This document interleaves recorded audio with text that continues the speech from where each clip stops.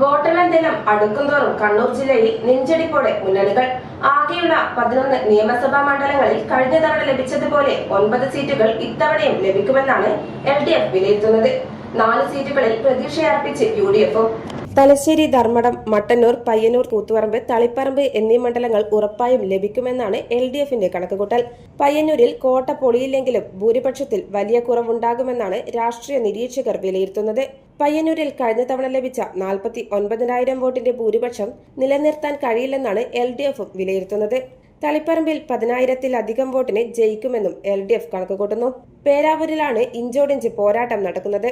അവിടെ 2,000-നും 3,000-നും ഇടയിൽ വോട്ടുകൾക്ക് ശൈലജ ടീച്ചർ ജയിച്ചു കയറുമെന്നാണ് CPM വിലയിരുത്തുന്നത്.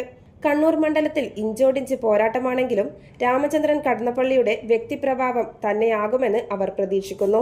എന്നാൽ കഴിഞ്ഞ തവണ ലഭിച്ച 2 മണ്ഡലങ്ങൾക്ക് പുറമെ ഇക്കുറി 2 മണ്ഡലങ്ങൾ കൂടി ഉറപ്പായും ലഭിക്കുമെന്നാണ് UDF-ന്റെ കണക്കുകൂട്ടൽ.